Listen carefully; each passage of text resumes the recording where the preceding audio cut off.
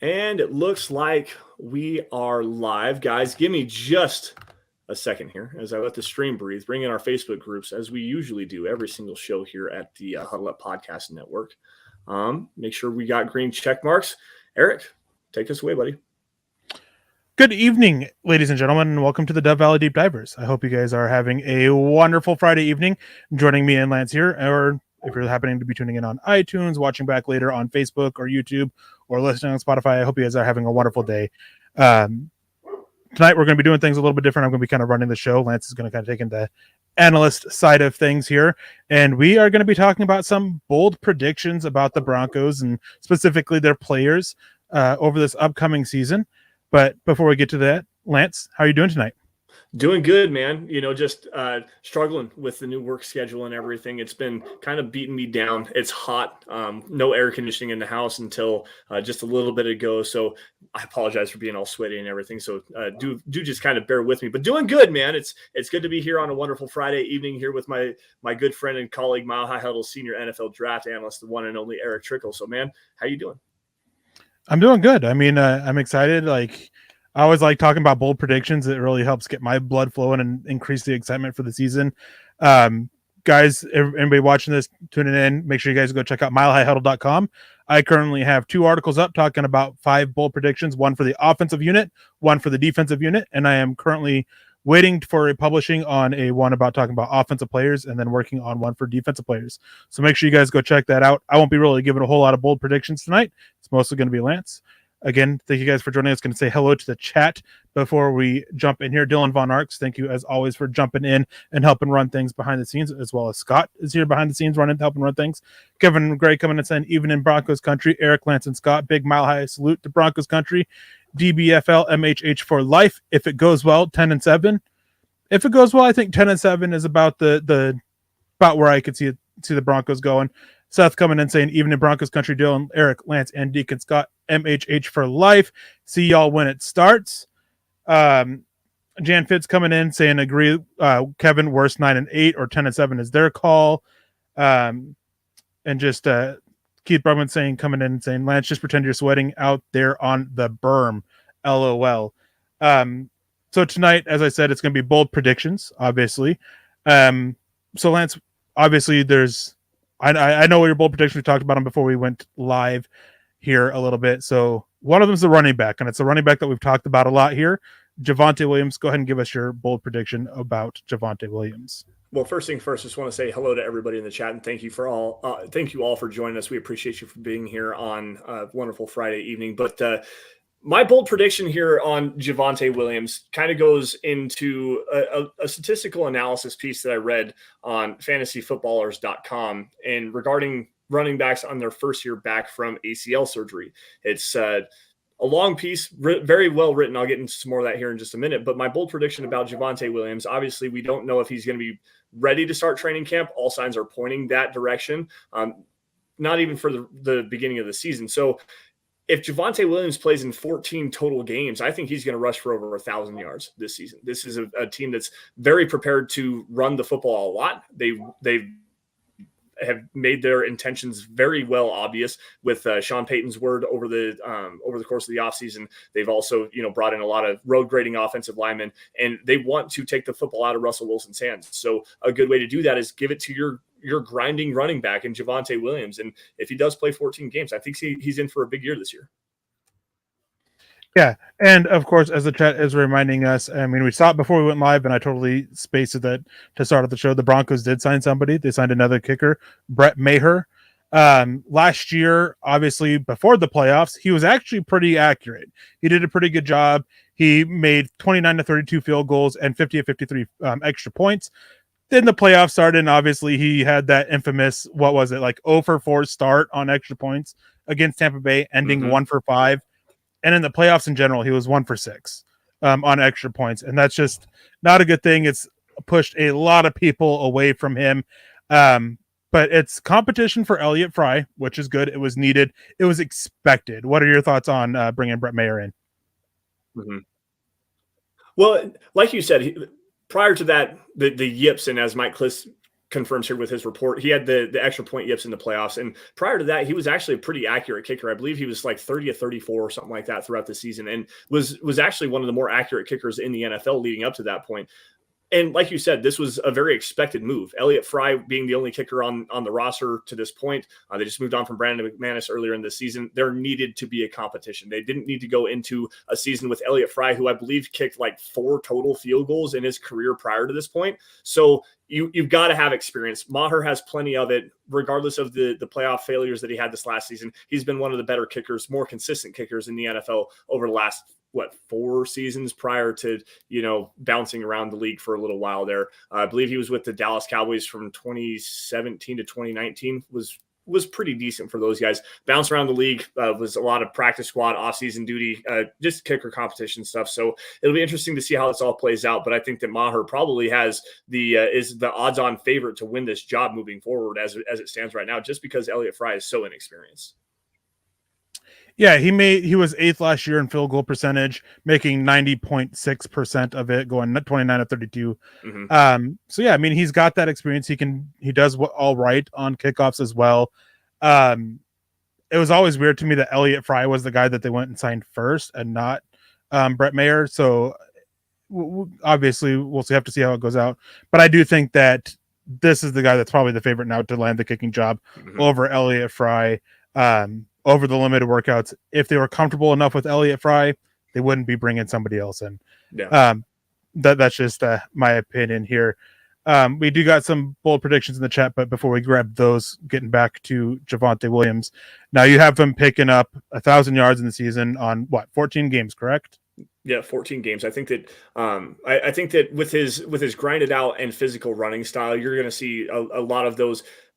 Not really explosive runs, but those very physical runs that you saw with him in his rookie season. And I understand with the torn ACL, there's a lot of studies that have actually happened. I'm going to go into this just a little bit. This article is called "The Impact of ACL Surgery on Fantasy Football Running Backs," and I believe they did 15 total running backs that they examined over the course of 2015 to 2021, going back as far as like Jamal Charles in 2015, Dion Lewis, Darren Sproles, guys like Dalvin Cook, Jay Ajayi. They all really kind of suffered a big setback in their first season back in terms of yards per carry and yards per contact, or yards after contact on average per attempt. That's why this prediction for me is bold, because Javonte Williams is that very physical style of runner. He does like to get a lot of yards after contact. He was a 4.9 yards per carry attempt average guy for the Broncos as a rookie, and again, broke a lot of tackles in doing so.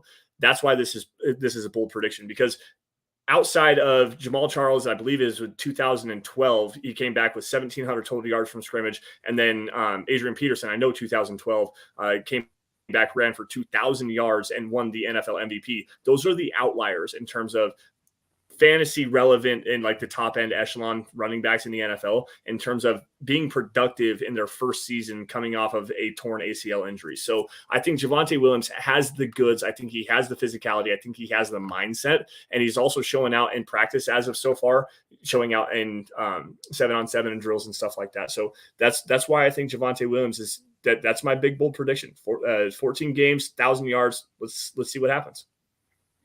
Yeah. So obviously, the article that you're talking about, I was reading it before we went live, and it was really focusing on just ACL injuries. And unfortunately, the damage that Javonte Williams suffered was a little bit more. And the one that's most comparable to him in recent time is J.K. Dobbins, who tore his ACL prior to the 2021 season. And they thought he was going to be ready by the start of last season.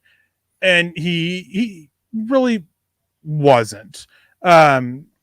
Ready to go. I mean, he didn't play the first 2 weeks, and he played a little bit weeks 3, 4, 5, 6 for the Ravens last year. But all in all, he picked up 520 yards rushing. When after after he played weeks 3 through 6, he didn't play again until week 14, where he played 14 through 17, the final 4 weeks of that, which is where he picked up almost 100 yards per game during that time. So 520 yards. And when I was looking at that and teasing my offensive player bold predictions, Javonte Williams is in there, and it isn't too far off from what Lance has here. I don't have him breaking 1,000 yards, but I do have him being a pretty good, having a really good season for somebody coming off the injury that he did. But what I went with was I took J.K. Dobbins' average per game yards and extrapolated that for Javonte Williams playing a few more games. So I have Javonte Williams breaking 700 yards in 13 or fewer games, just basically averaging the same amount of yards per game J.K. Dobbins is.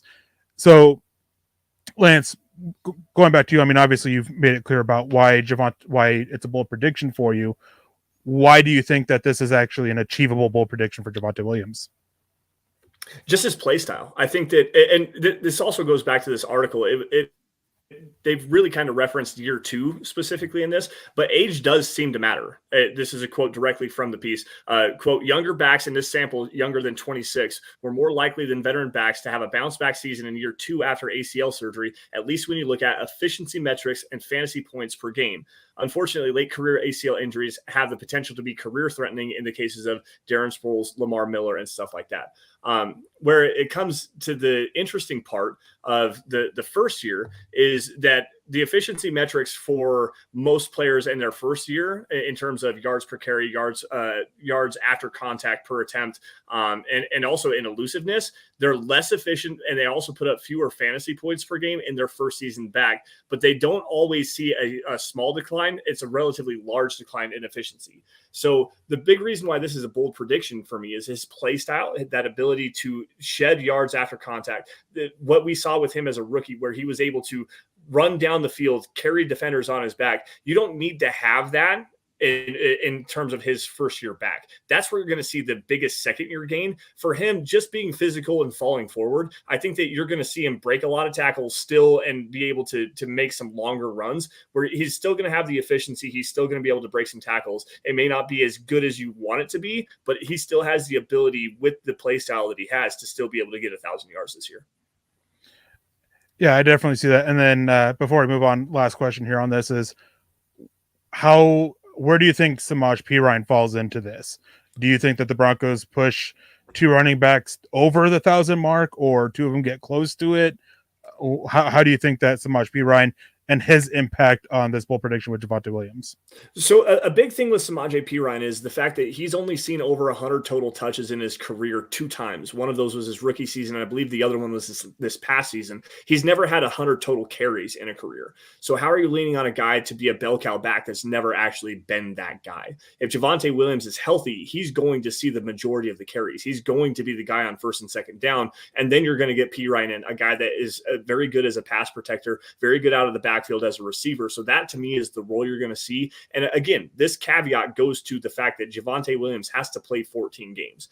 If he doesn't, if it's the majority of the time where Samaje Perine has to be the bell cow player, you're going to see a more of an even split, probably close to 700, especially down the stretch where you get Javonte Williams more healthy. If he plays 7 to 8 games, I could see him getting 600, 650, maybe even 700 yards total on this season. If he plays 14, though, you're going to see one of those big breakout games from him where he's going to get 25 carries or something like that. He's going to be the bell cow of this offense. Samaje Perine, to me, I have to see it before I can actually believe it to understand that he's going to be a guy that's going to get close to 1,000 yards on a season. I just don't believe that right now. See, one of my bold predictions in it again is that Samaje Perine at least doubles his career high in rushing yards this season. Mm-hmm. From everything that I've gathered, it's basically a 1A, 1B situation. And even when Javonte Williams is back and healthy, he's 1B. Mm-hmm. Samaje Perine is meant to be the guy this year because they don't want to fully rush Javonte Williams back. But Keith Brugman comes in, good friend of the podcast, showing up every week. Says, my bold prediction, playing opposite Patrick Surtain II, Mathis will lead the Broncos in interceptions and will gain notoriety in the national spotlight. What are your thoughts on this one? I actually have a bold prediction for PS2 on this one that's going to take away from what Keith has to say here, but I like where you're going with this because specifically what the Broncos are going to do defensively this season under Vance Joseph, they're going to play a lot more press man coverage specifically, but a lot of press man coverage. That's what Damari Mathis did in his time as a Pittsburgh Panther back when he was in college. He was a very good press man coverage cornerback. He's fluid in his lower half. He's very good in his hip transitions. He's got really good ball skills. He got his hands on a lot of footballs. I believe he had 10 total interceptions as a college collegiate player. So I understand where you're coming from with this one. I just think that with what Pat Surtain does in his ability, he's going to be the guy this season. I really do think Pat Surtain, and I'll just spoil it now, PS2 Defensive Player of the Year this year, he's probably going to get close to 10 interceptions. So if Damari Mathis can get 4 or 5 this season, I think he's very capable of doing so. The scheme fits perfectly what he is as a player, and it's going to accentuate his skill set. So I like where your head's at, Keith. I disagree just a little bit, but I think that you're on the right track there. Yeah, and the Patrick Surtain winning Defensive Player of the Rookie of the Year. We'll talk about that more in a little bit, as that is one of your bold predictions. But I get where Keith is coming from. Patrick Surtain's supposed to be the guy. He's supposed to be the one that quarterbacks fear. Typically leads to quarterbacks going away from them, targeting the number 2 guy a little bit more, which is Damari Mathis, which hopefully does lead to more interceptions if that does play out. Jason O'Neill comes in saying, bold prediction, we have 1/3 the injured players that we had last year. It was ridiculous last year. Here's the thing with injuries is like, the Broncos changing their training staff. That's great, but typically you don't see the dividends pay off until about a year after the change is made, because the bodies of these players, it still takes time for them to adjust to the new regiment that they're doing for training. And especially with so many soft tissue injuries being the issue last year, like 1/3, like it would be great to see, don't get me wrong. But also the issue is they have a lot of injury prone players. And I hate that term, but it's just a bunch of guys who struggle to stay out there on the field. Mm-hmm. Hopefully it's not big impact players that they're losing a lot of, but I don't think they suffer as many injuries, but I do think that they will have to deal with their, with a lot of injuries this season, as you know, their bodies are still adjusting to the training regime. And as the Broncos front office and Sean Payton start cutting away some of that dead weight, for lack of a better way to put it, with these players who are a little bit injury prone. And then Seth comes in, bold prediction, Randy Gregory plays 75% of the games this year. LMAO. That is definitely bold. Lance, what are your thoughts on Gregory playing 75% of the games? Well, if he plays 75% of the games this season, I think that the Broncos are going to be north of 45 sacks. Like Randy Gregory, when he's on the field, is one of the more elite pass rushers. He has a high pressure rate. He does a really good job bending the corner. He's very twitchy, very explosive, and he's just a game record. The first 4 games of the season last year, before he went down with yet another injury, he had, I believe, 2.5 sacks, had like 10 pressures or something like that. And if I'm doing this off the top of my head, so just bear with me a little bit, but like he's an elite player. If he plays 75% of the games, not only is he going to be an elite sack artist, he's also going to help a lot of the other players on this defensive line. Specifically, I think Zach Allen is going to really benefit. If Randy Gregory plays 14 to 15 games this year, I think Zach Allen could potentially be a double-digit sack guy playing on the same side as him. I have another bold prediction on the defensive line. We'll get to that here in just a second. But if Randy Gregory plays 75% of the games this year, so 14 to 15 games, the Broncos are going to be in really good shape defensively. Phil McLaughlin comes in. Good evening, Eric, Lance, and Deacon Scott. My bold prediction: Russ gets more passing yards and touchdowns than last year. LOL, hashtag Buckham, hashtag MHH for life. I was actually spoiled this a little bit in my offensive player predictions. I do have one about Russell Wilson. I think he breaks 70% completion percentage for the first time in his career. You know what? That's mighty bold. I actually like that. A big reason why is because you got Sean Payton in the fold, and he's going to be very structured in what his offensive scheme is supposed to be. It's not quite super timing based where it's like 3-step drop, hit the slant. There's going to be some deep digs, some slants and stuff like that, deep crossing routes, but it's going to be hit the top of your drop and get the football out on time. And if you do that in a Sean Payton offense where he schemes matchups open and says, this is where the football is going to go, just throw it and hit it, you're going to see a lot of success. I also think that in this particular situation, if you have Russell Wilson more passing yards and touchdowns than last year, 70% completion percentage, this also hits one of the last points that I have in the most recent article I have on milehighhuddle.com in terms of George Payton's safety in the general manager position for the Denver Broncos. He needs Russell Wilson to have a big season this year. They need to playoff berth for like first and foremost. They need to go to the playoffs. But if Russell Wilson has that bounce back season and shows the franchise quarterback that he's capable of being, it might ease a little bit of the pressure off of George Payton a little bit, because you give up 2 first-round picks, 2 second-round picks, another first and second-round pick in players in Noah Fant and Drew Lock, respectively. If you get all that up and you turn in a lemon and Russell Wilson like it was last season, If he comes back and shows the quarterback that he's capable of actually playing as this season, you actually might have a case to make that George Paton went out and acquired a franchise quarterback, and now this team is looking in the right direction. So, Phil, I mean, obviously, it is a decently bold prediction after what we saw from him, but I think expectation is more touchdowns, more yards from Russell Wilson this season.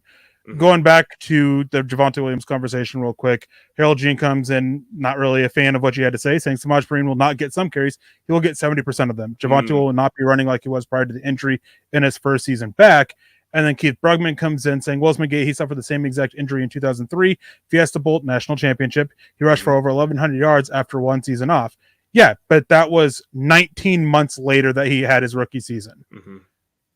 January 2023 to September 2024, that is a lot extra time. Yes, it was a very severe injury, the ACL, the MCL, the PCL. There's a lot of damage done, very similar to what Javonte Williams did. But it's not less than 12 months later that they're trying to get Willis McGahee back. Yep. It was, or like they were trying to get Javonte Williams back. It was 19 months. That extra recovery time is a factor, as typically with extensive injuries like this, it's not year one, it's year two when you see it. And 2024, that season would have been year two, technically, after coming back from that injury. Yeah. Now, moving on to the... Okay, go ahead. I was going to throw out another point really fast. The article that I was referencing with the fantasyfootballers.com did actually go into a lot of the second-year statistics, and the one that they really highlighted was Saquon Barkley. His first season back, I believe he only had 700 total yards from scrimmage his first season back. Then this last season, he was over 1,300 yards, got the franchise tag, is now pissed off. I want to come back to that conversation here in a little bit, though. Saquon Barkley, obviously, with the threat of holding out, but year two, coming off of a torn ACL, was one of the best running backs in the NFL. So if Javonte Williams doesn't have that 1,000-yard season like he does, like I think he's going to have this year two, watch out, because with the year two back after the ACL, especially in young running backs under the age of 26, they typically have a major, major bounce back and are among the lead leaders in the NFL. Saquon Barkley, Dalvin Cook, Jamal Charles had a season like that. So again, just keep your eyes on Javonte a little bit. Now, moving on to the next bold prediction, kind of ties in with what Harold Jean has to say here. My bold prediction is that Greg Dulcich will have the second highest receiving yards this season. Well, Lance and I, we are basically sharing our brain on this. We were talking about this beforehand. We also have a bold prediction about Greg Dulcich, and that this year he has double-digit touchdowns. Mm-hmm. I know we talked about it before. A lot of our reasons are the same thing, Lance. So go ahead and you can jump into the reasons behind why we have that bold prediction. So a big thing with Greg Dulcich, obviously, last season it missed a lot of time with the hamstring injury, but he still had over 400 yards receiving, 33 catches, a couple of touchdowns in there as well. It showed that explosive playmaking versatility, the ability to just be a joker, essentially. And that's exactly what Sean Payton was talking about, that joker role, a running back or a tight end that has elite matchup ability. And the New Orleans Saints under Sean Payton had a guy like that in Jimmy Graham. And if you go back through the seasons of Jimmy Graham, he was with the New Orleans Saints from 2010 to 2014. If you look at his touchdown receptions, this was my big bold prediction for the Broncos in 2023 is Greg Dulcich leads the team in touchdown receptions. You put him in the Jimmy Graham role. Jimmy Graham in 2010 was tied for third on the team with 5, and 2011 was first with 11. 2012 was second with 9. 2013 and 14, he was first on the team both years with 16 and 10 respectively. It's very easy to make this prediction based on what Sean Payton has already said about Greg Dulcich and the usage of a tight end position of an elite athletic tight end, especially in the red area, where Sean Payton is a matchup dictator. He likes to put his players in the best matchups possible. Greg Dulcich has that ability. He's going to get 10 touchdowns this year. Yeah, and we already have a clear pecking order at tight end. The coaching staff has made it clear. It was made clear during minicamp and OTAs and everything. Dulcich is the top guy. Manhurts is the blocking tight end, and Trotman is the number 3 guy. Keith Brugman comes in saying, call me crazy, but I see Dulcich and Trotman having similar stats come the end of the year. I'll call you crazy, Keith. Like, no way. I think that Dulcich not only sees, like, let's see here, what's a decent number? I think Dulcich will see well over 50 targets, probably well over 50 catches, whereas Trotman, I don't think gets more than 20 on either of them. He is very clearly the number 3 guy in the tight end room. He's there in barring injuries, of course. If Greg Dulcich gets hurt, obviously that's going to mix things up. Trautman is very clearly the number 3 guy. He's there for emergencies. He's there for special teams, which he does quite well.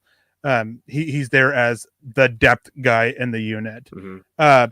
Greg Dulcich, I mean, once you start hearing him get called the Joker of the offense, the mismatch maker, the guy that's going to be such a heavily part in your game plan week in, week out, they have a huge role in store for him with the athletic ability that he can bring as a mismatch weapon, because you can't cover him with a safety. You can't really cover him with a linebacker.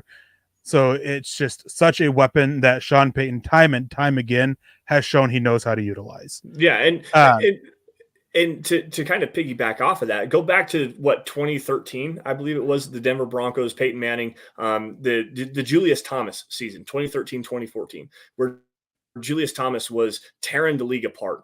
And then on the backside of that was Virgil Green. And just in 2014 alone, Julius Thomas caught more passes and touchdowns and had more yards in just 2014 alone than Virgil Green had in his entire career as a Denver Bronco. And I believe in his entire career as an NFL player. That's the kind of roles you're going to be looking at here. Not to say they're going to be exactly the same, but Dulcich is going to be the primary receiving threat on this team. And Trautman's going to be that inline blocker. He might go out and catch a 5-yard out route. He might have, a little sit route over the middle of the field. It's not going to be Trautman and Dulcich as the 1 and 2 guys. It's going to be Dulcich for sure is the number 1. Trautman's going to be the 3rd guy back behind the scenes. Keith asking, why did Trautman state he picked the Broncos? I haven't seen that comment. I don't know anything on that, but the Broncos picked him. They traded for him. I don't know how much of a voice he had in being able to be traded there or anything like that, but they picked them because they picked him because obviously he's familiar with Sean Payton, and that's probably part of the reason. If he had a voice in it, probably part of the reason he did, but it wasn't because of role. Like, his role is very clearly defined. And Scott coming in and says, I think I can be more than a blocking tight end like they were using me in New Orleans. Sure, they possibly can. I don't see it. Like, again, it just goes back to what they're saying about Greg Dulcich. Too much smoke there to not have some fire. Adam Trautman, he'll be part of the rotation, but he's not going to be the guy at tight end, not like Dulcich. So it's just going to be like Trautman's the number 2 receiving threat, I guess would be the better way to put it. So maybe 20 is a bit rough on saying that he won't break 20 targets or anything. But there's going to be a clear Dulcich is up here and Adam Trautman's below him. Yeah.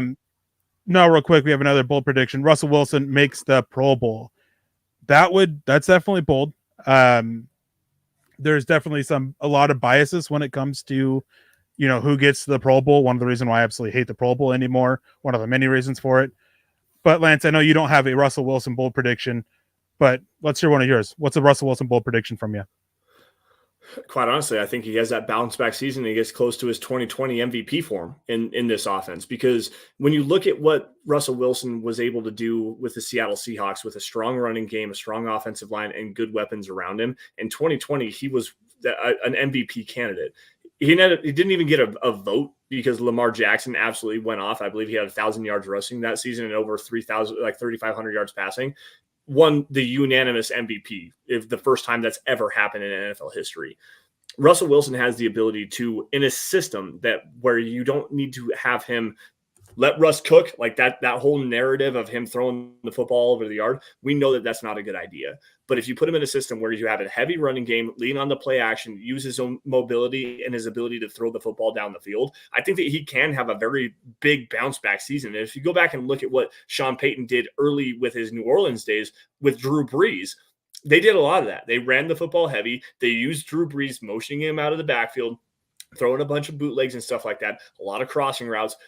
Russell Wilson is plenty capable of playing in that offense as it is right now, even at 34 years old, 35 years old. He has the mobility. He has the accuracy down the field. You have a good running game, or at least on paper you do. I think that he is going to have that bounce back season. I don't know that it's going to result in a Pro Bowl berth, and if it does, it's going to be like Trevor Siemian was a Pro Bowl alternate and was actually a Pro Bowler for the Broncos in 2016. I think Russell Wilson can get back to that form, though, and actually be a top 15, maybe top 12, close to top 10 quarterback in the NFL this season. So my only pushback on that is with what you said a little bit about the Saints. They still passed the ball almost 600 times that first season, running to under 500. We're not going to see that kind of pass to run ratio with the Broncos this year. Right. They're going to be a run heavy team. I don't think it's going to be the complete flip the other way around, but I think we're going to see closer to about about 55 to 60% run offense to, the rest of it being passing instead of the other way like it was the Saints. That's my only pushback on Russell Wilson getting back to that kind of, statistical point that he had, because that year he passed 558 times. That is 4 more times than Drew Brees threw in 2006. Just not seeing that. I think we're going to see closer probably to like 2013, 2014, between 400 and 500 passing attempts. That's what I'm expecting from Russell Wilson this year, which can be enough to get him back into the Pro Bowl. It just depends on the efficiency stats. If he does that and he's completing 70% of his passes, like my bold prediction, then yeah, it's entirely possible that he can get back and push for a Pro Bowl spot. But again, it's just got to come over. He's got to make up for some of the negative stuff that's out there because of the biases that go into, the Pro Bowl selection process anymore, with so much fan voting and fans just voting for their favorite players on their teams. Like, just so many issues there that I can get back to it. Now, final bold prediction on the offensive side of the ball. And this is one that kind of goes back to it with what you were saying about Russell Wilson hitting that 2020 season. Your bold prediction is 2,000-yard receivers. Yeah, so I think that the Broncos have the potential possibility of having 2 1,000-yard receivers this season. Jerry Jeudy being one. He's going to fill that Brandon Cooks role. But then the other guy that I have is not Cortland Sutton. I think it's going to be Tim Patrick. Even with the bounce back here coming off the ACL, he profiles so perfectly in the Michael Thomas role, the big slot, big slant possession type receiver guy. Very reliable, catching the football, using his hands, using his big body to box out receivers and stuff like that. It may take, 90 to 100 catches for him to get there, because you're going to see a lot of slants. You're not going to see him moving down the field vertically. I think that that's where Cortland Sutton is going to thrive. You're going to see the shot plays with Cortland Sutton. You're going to see Jerry Jeudy on the crossing route. And then you're going to see Tim Patrick working in the slot, working on the backside as a Z receiver, similar to that Michael Thomas role. You're going to see a lot of volume going to Tim Patrick. If he doesn't get over 1,000 yards, it's going to be very close to it, probably over 900. The problem here is looking back statistically at what the Saints did in the Sean Payton offense. I went all the way back to 2009 here, guys, and just took a look at the leading receivers on their teams. There was only 3 total seasons since 2009 that the New Orleans Saints had multiple 1,000-yard receivers. Those were 2011 with Jimmy Graham and Marcus Colston, 2012 with Marcus Colston and Lance Moore, and 2016 with Brandon Cooks and Mike Thomas. And that specifically is what I'm looking at. With Jerry Jeudy in the Brandon Cooks role, with Tim Patrick in the Mike Thomas role, they're going to have a possibility to get there. One caveat, though, in those 3 seasons where the Saints had multiple 1,000-yard receivers, the Saints threw the ball over 670 times in 2 of those and 662 times in the third. So this one, like Eric said, you're probably not going to throw the ball 670 times. It's going to be hard to get there. But as a bold prediction comes, this is a bold prediction, and I think the Broncos have the possibility to be able to do that. Yeah, definitely. I mean, as you were saying, as a lot of it depends on that run pass split that we were just talking about a little bit. And I mean, a couple of my bold predictions for the players isn't that far off. I have them not quite breaking 2,000 between 2 receivers, but pushing it, with one breaking over 1,000 and one just getting over 900 yards. So it's definitely possible. And there's some of the comments in the chat. Keith Brugman's coming in: screen passes, shovel passes, short tight end routes. Russ can push for some gaudy passing numbers without pushing it down the field. That's one reason why I have a 70% completion percentage. Sean Payton loves to mix in easy completions. Just, simple toss and catch routes that don't put a lot on Russell Wilson with having to read a defense, something that he's consistently struggled with. Going back to even his rookie year, like he's always had issues with it. So just making things a little bit easier for him, helping him get into a rhythm, and helping, get the safeties to cheat their deep coverage a little bit to help open up some of those deep shots that maybe Russell Wilson can get back to form hitting. Last year was a little bit rough. So it's definitely possible that we can get that or hit that mark, but health matters.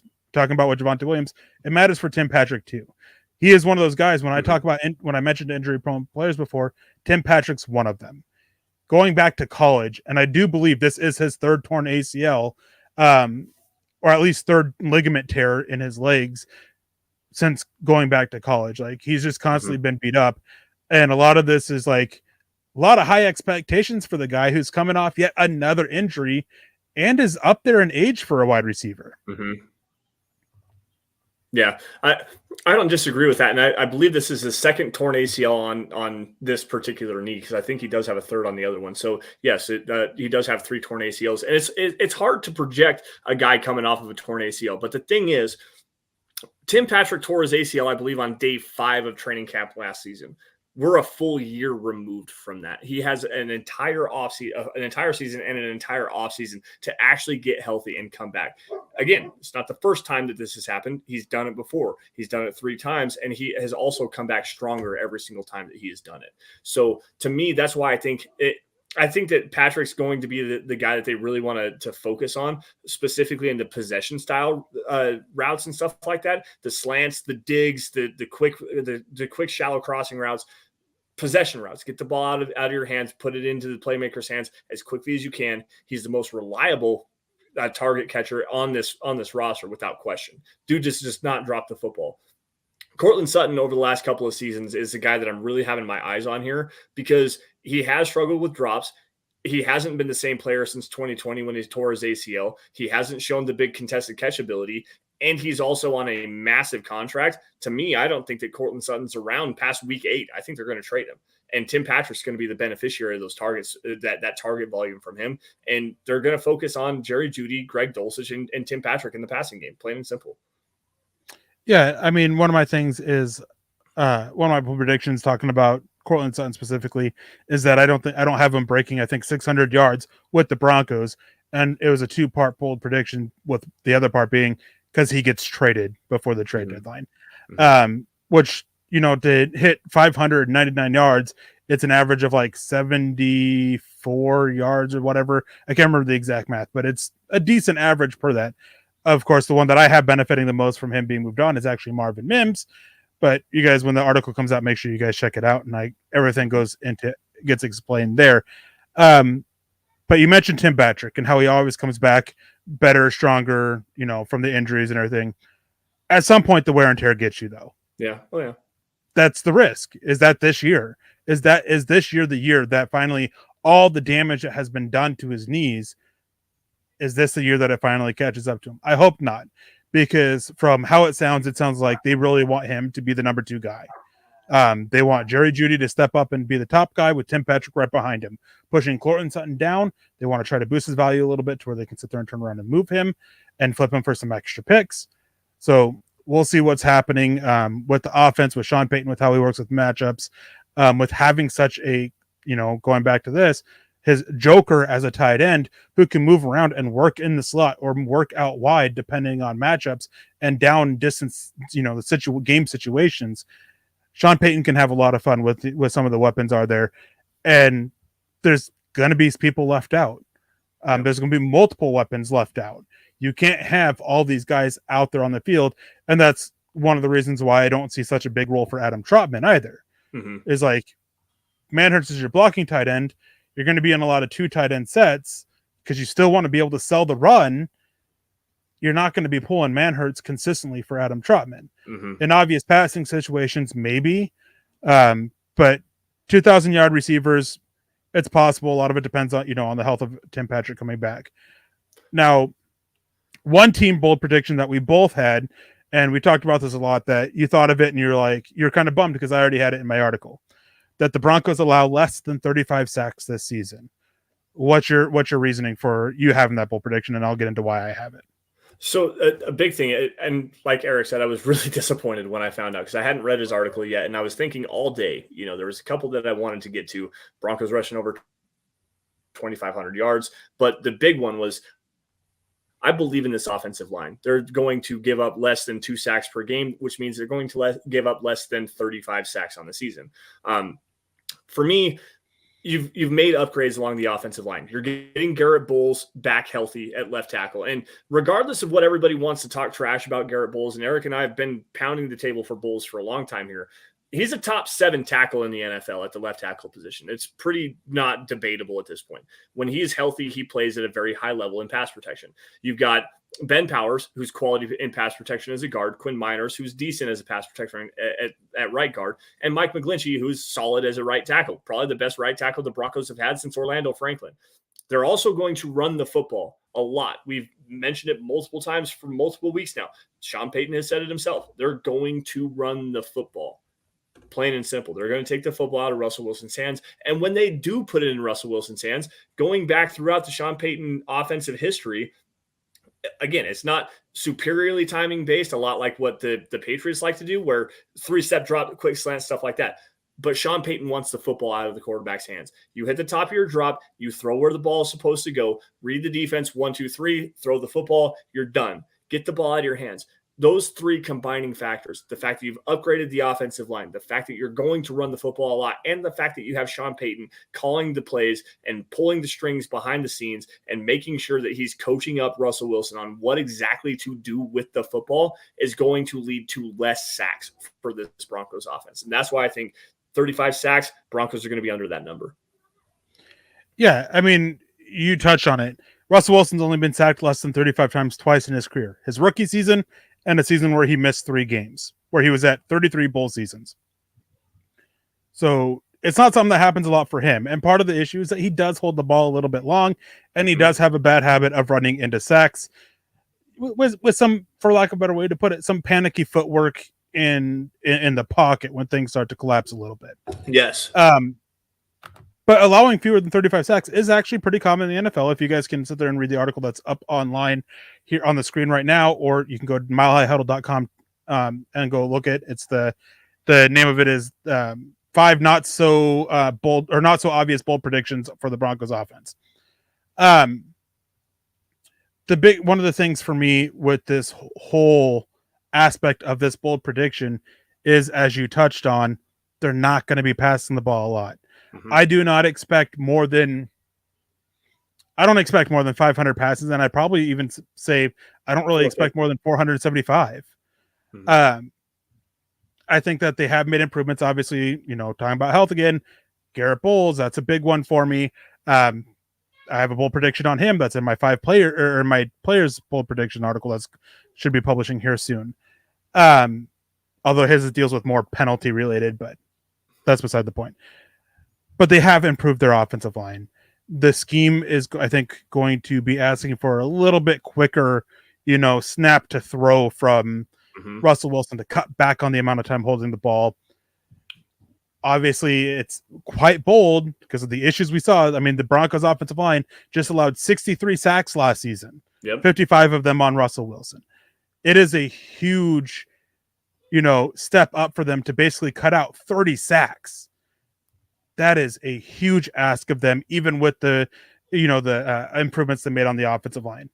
So it's tough to see it. It's something that's common, but when you look at the teams where it's common at, it's like Tom Brady or teams with outstanding offensive lines, quarterbacks with a very quick release time. So there's a lot going against this bold prediction for the Broncos.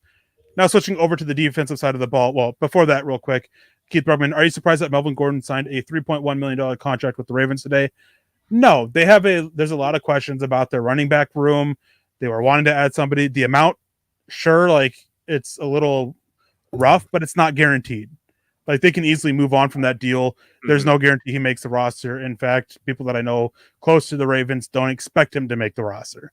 They're just kind of expecting him to be there to try to push some of the other running backs they have on the roster, as well as provide some insurance for J.K. Dobbins, but more so for, was it Justice Hill? That was the one Oklahoma State running back that they have on the roster. The more so insurance for those two guys being able to step up and helping push them and maybe keep them around on the practice squad than the actual roster.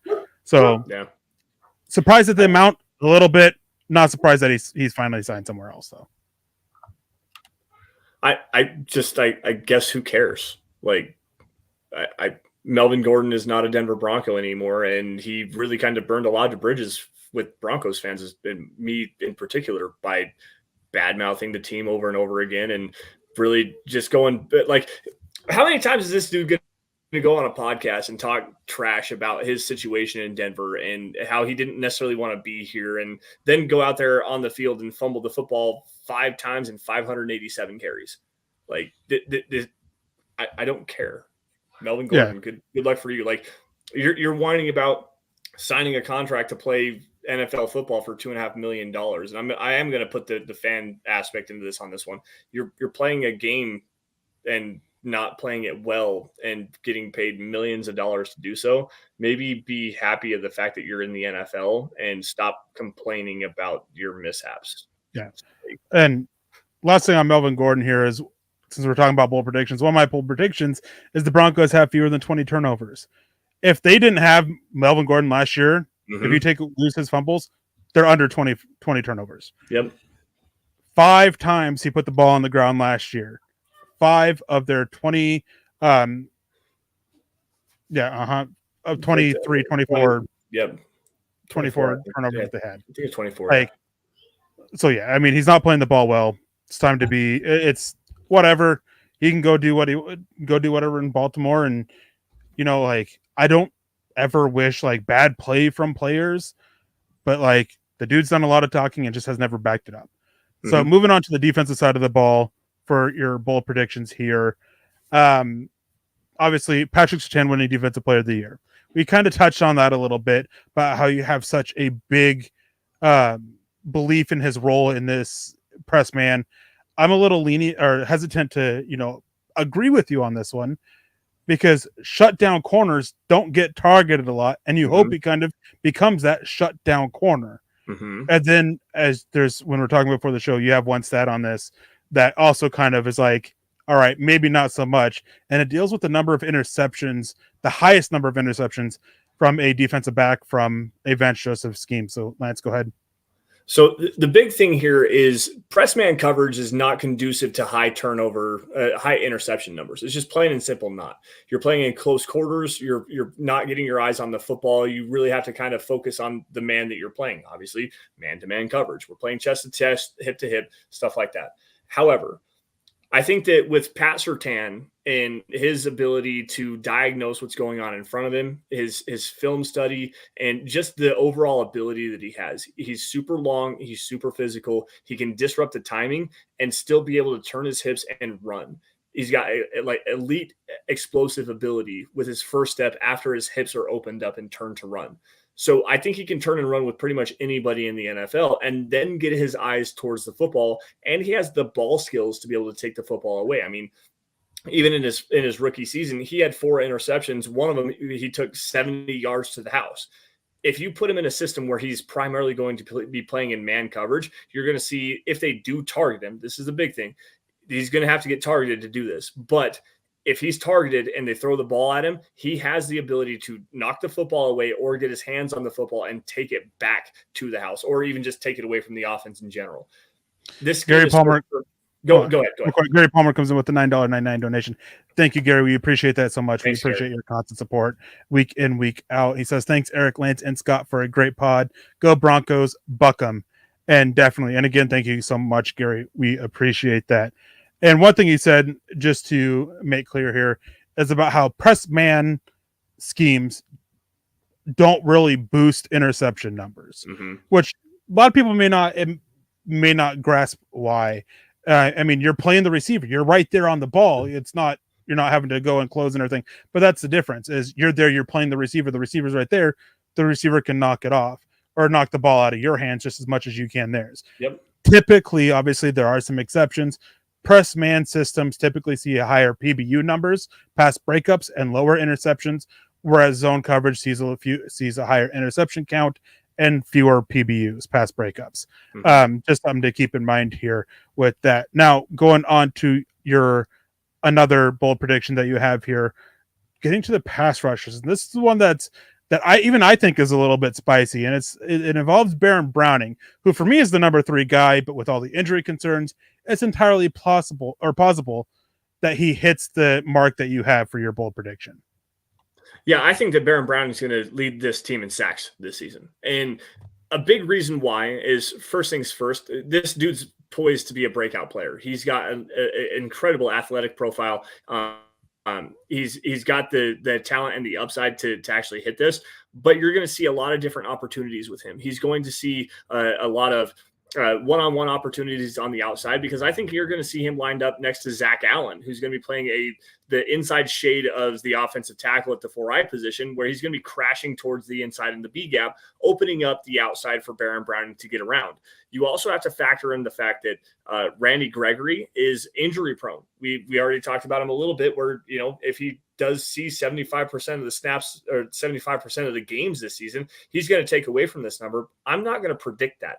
Randy Gregory has barely played 12 games one time in his entire career. He's never played a full 16-game slate. Baron Browning has his own injury concerns, but I'm going to ride with the youth here. I'm going to ride with the athleticism. I'm going to ride with the upside here. And also, Frank Clark is just a dude. Like, Baron Browning is going to have an opportunity to see a high volume of opportunities in one-on-one situations on the outside, just based on the scheme itself. So Baron Browning going to get 12, 13 sacks this season. That's my big, bold prediction for this defensive line.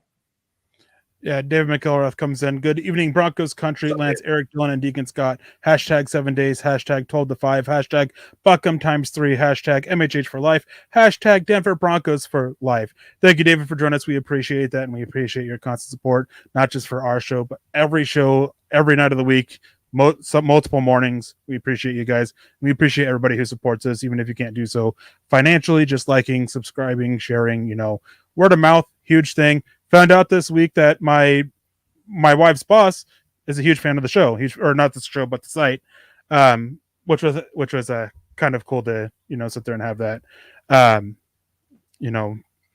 Somebody, multiple people in Alaska is such a big thing here. Anyways.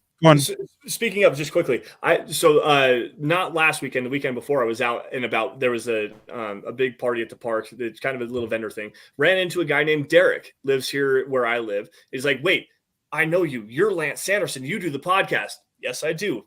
Thank you, Derek, for joining us every single week. Thank you for listening to us and coming up to say hi. It was a pleasure to meet you. You were super nice, and it was a good time to just shoot it up for just a minute. So, again, it's fun to see everybody, everybody that follows us and, to come recognize and just come and have some fun. I can't wait to do it at the meet and greet again this year.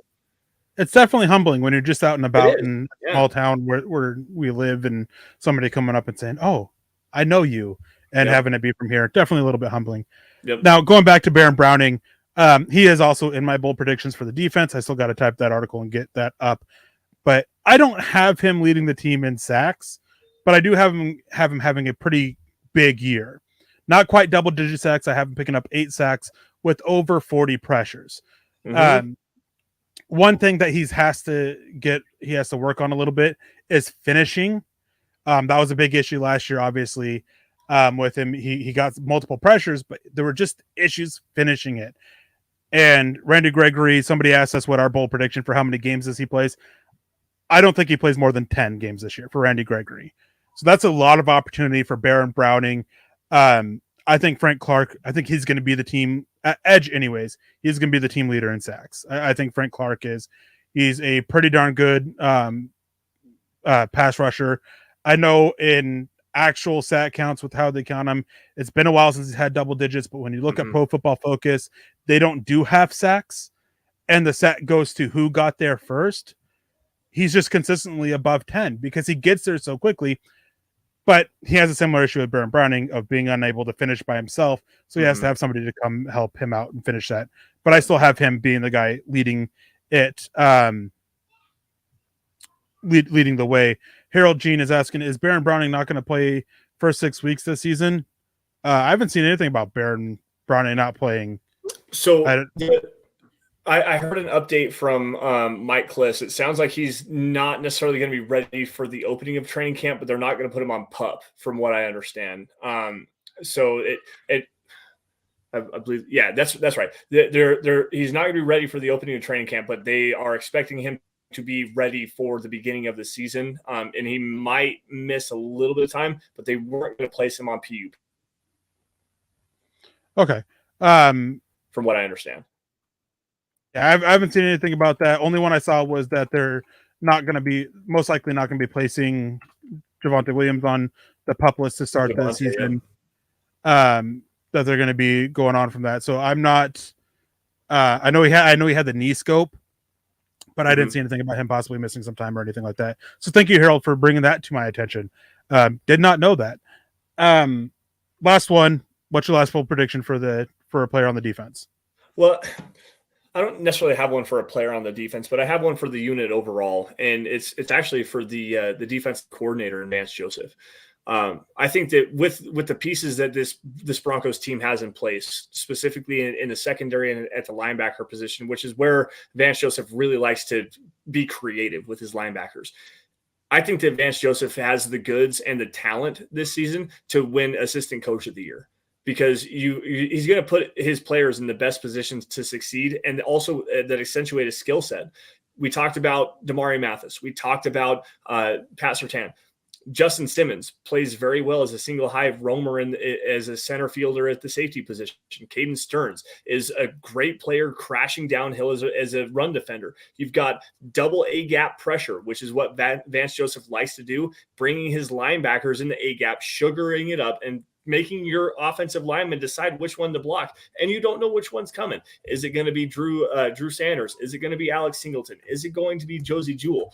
It's going to be a creative front up front, a creative secondary on the back end, where we're going to see everybody on this defense finally be playing in the perfect situation for their skill set. And not to throw shade at Ejiro Evero, not to throw shade at Vic Fangio, who wanted to have their coverage scheme dictate everything. The pressure and overall aggressiveness of this Vance Joseph defense is going to shine with the players that they have. And if it does pop, like Eric has in his bold predictions for this team on the 5 bold predictions for the defense, if it does pop, those numbers actually do come to fruition, Vance Joseph very well could win Assistant Coach of the Year this year. Yeah, I mean, it's definitely Vance Joseph is a touchy subject amongst the chat. I remember what some of you guys have had to say about Vance Joseph. Mm-hmm. But if he does, I think that will definitely go a long way to changing some opinions on him. He's one guy that I haven't really defended, but I've always liked to point out that DVOA, which is my favorite way of balancing out how good a unit actually is, he's always been pretty solid for the most part. Obviously, some bad years. Last year was a bad year as the Arizona Cardinals dealt with injuries as well. So it's definitely possible. There's a lot of talent. It's one of the more talented defenses he's had to work with. Troy Boer comes in with a $9.99 donation saying, "Hey guys, my bold prediction is that we stay healthy, and if we do, we make the playoffs." I think it's possible. Like, it's a tough AFC though. There's a lot of teams that seem to be right on that cusp of playoffs, and for the Broncos to get there, I think they got to pull out at least 4 divisional games, and I think that's going to be a little bit of a tough ask for them to get that done. Obviously, with the Chiefs, until they beat them, like, I have a hard time seeing them beat the Chiefs. What do you think, Lance? Bold prediction for the team in general: record, playoffs, maybe they make it to the AFC Championship. What's a bold prediction for the team for you?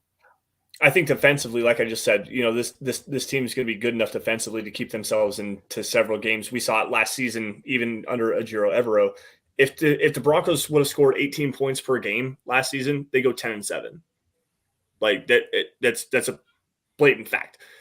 I think this offense is going to be better. I think the defense is going to take maybe a little regression, but it's still going to be very aggressive, keep them into games. And if you do get Russell Wilson playing at a good level, I guess 2018, 2019 level Russell Wilson, where, 3,500 yards, maybe 400 on the ground, 30 touchdowns passing. If you get that Russell Wilson on the team, and I think that's the biggest contingency factor here, this team could go 10-7 and find themselves in the playoff chase. And you're going to need to get a game from probably Miami. Miami's going to need to lose a game. You're going to need, like you said, 4 division games, 2 against the Raiders, 1 against the Chiefs, and 1 against the Chargers, if you could possibly get there. 10-7, you're knocking on the door. You can find your way into the dance, and I think it's very possible. Jacob Allen comes in here with a good point. Chiefs put up 45 last year on VJ's defense. with They bad did. talent. With bad But talent. it's more than that. It's mad. It's a lot more than that. It is an issue of Vance Joseph and his aggression. You can't consistently blitz Patrick Mahomes and expect to beat him. Patrick Mahomes will beat you every day of the week when you're blitzing 30-40% of the time, as Vance Joseph likes to do. Vance Joseph has to find balance. He's got to balance out that aggression and, be cautious of the matchups. You don't want to play into Patrick Mahomes or Andy Reid's hands by being a heavy blitzing team. They're just going to pick at you time and time again. You just can't do it. So yes, the defense last year, it was bad. It was beat up, not a lot of talent, but it was more so a factor of watching the games is that they had players in the right spots. It's just that they were just constantly beaten because of how good Patrick Mahomes is against the blitz. He knows how to find the opening that you're leaving when you blitz and take advantage of it. Travis Kelce, he knows how to, change up his routes to find that opening, and Patrick Mahomes happens to find him. So talent, obviously a big deal, but you just can't blitz Patrick Mahomes like Vance Joseph likes to blitz. Well, and another thing, and I want to kind of piggyback off there, and going back to Andy Reid versus Vance Joseph in terms of play calling, Vance Joseph, again, likes to run a lot of heavy man pressure. And what do the Chiefs do on 64% of their offensive snaps? They run motion. They like to get players in motion behind the line of scrimmage prior to the snap. They always like to do that because it puts the defense on the heels. They have to shift. They have to move. They have to, if you're in man coverage, move from one side of the field all the way over to the other, or shift everything over, realign your defense on the fly. That's a big problem for this Broncos defense moving forward. If you have a high motion team, like let's say Miami Dolphins, they run a lot of motion. The San Francisco 49ers, the Kansas City Chiefs, getting offenses in motion and trying to redictate what the defense wants to do creates a lot of different mismatches. And the Chiefs and Andy Reid and Pat Mahomes are very good at doing so. And like you said, Pat Mahomes is elite against the blitz. Like this dude, if he knows what ball replacement is. So to kind of break it down really fast, and I'll let you get us out of here in a second. Ball replacement, where the blitzer comes, throw the ball to that spot. Ball replacement within the route, identifying where the blitz coming, hot route to that spot, put the ball there because it's a vacant opening in the defense. Pat Mahomes is elite at that. He's like Tom Brady. It's amazing to watch. So going to be fun to watch this defense against Pat Mahomes 2 times this season. But I think the Broncos are going to get him. I do think this is the year the Broncos are actually going to get the Chiefs. Yeah, maybe. We'll see. As I said, I have a hard time believing it until I see it. But anyways, guys, that's going to do it for us tonight on this wonderful Friday evening. I hope you guys enjoy the rest of your night. Have a wonderful weekend. But before we get out of here, we got some matters of business to take care of. Make sure you go to Apple Podcasts and leave a 5-star review for all of the podcasts. It gives you guys a chance to win some stuff. Make sure you check out the Instagram for Mile High Huddle. That is at Mile High Huddle with an underscore between Mile High and High Huddle. Make sure you're signed up and following us on Facebook at facebook.com/Mile High Huddle Pod. If you guys have the extra money, I mean, holidays are coming up, maybe start putting it to your significant others, your parents, family. MHHmerch.com. It's our merchandise store. You guys can go get some hats. You can get shirts. You can get all sorts of stuff there that you can, use as your gift giving for the holidays, for birthdays, anniversaries, whatever, or maybe just, out of the sweetness of your hearts. Make sure you're following the mothership of the Twitter accounts at Mile High Huddle. That's where you can get access to all the articles, all the podcasts, everything that we do. It's always put up on the Twitter account. So make sure you guys are checking that out, as well as make sure you are checking out the MHH pod on Twitter and the Dove Valley Deep Divers. That is at DVDD_pod. Make sure you guys are following all of those on Twitter, as well as following Lance and I. I'm at my Twitter handle is at Erick Trickel. That is ERICK TRICKEL. Yes, I'm one of those weirdos that spells the name Eric with a CK. And then make sure you're also following Lance Sanderson. It's at Lance S_MHH. You can find us on Twitter. And if you guys ever have any questions, you can always reach out to us on Twitter, through DMs, through tweets, whatever. So do what you can, help support us. I mean, we appreciate you guys showing up every week. Make sure you're leaving a like, make sure you're subscribing, sharing, word of mouth. can't tell you how big word of mouth is for helping spread, make the shows more popular and everything. It's absolutely such a big help. So thank you guys for tuning in. And before we get out of here, Lance, any final words? No, I think you pretty much hit everything other than got to say hi to Todd, jumping in. Sorry, late to the party. What's up, Todd? Thank you for joining us. Thank you all for joining us here on a wonderful Friday evening. We definitely appreciate each and all of your guys' support. And as always, I'll let Eric close us out here, but I have to end the show. You all stay safe and take care. Have a great rest of your weekend. We'll see you guys next week. Yeah, make sure you guys stay safe. Have a wonderful weekend. Enjoy it. I'm going to be heading down to the beach here a little bit. My in-laws are down and they're down dip netting. So going to be, dealing with all that here shortly, but make sure you guys have a wonderful weekend. We will be back next week. Send me some fish. We will be back next week, and next week it's the start of training camp. So make sure you guys are here. Yes. We'll have all the stuff that we can get about the first day of that. Anyways, until then, have a wonderful weekend. Stay safe and enjoy life.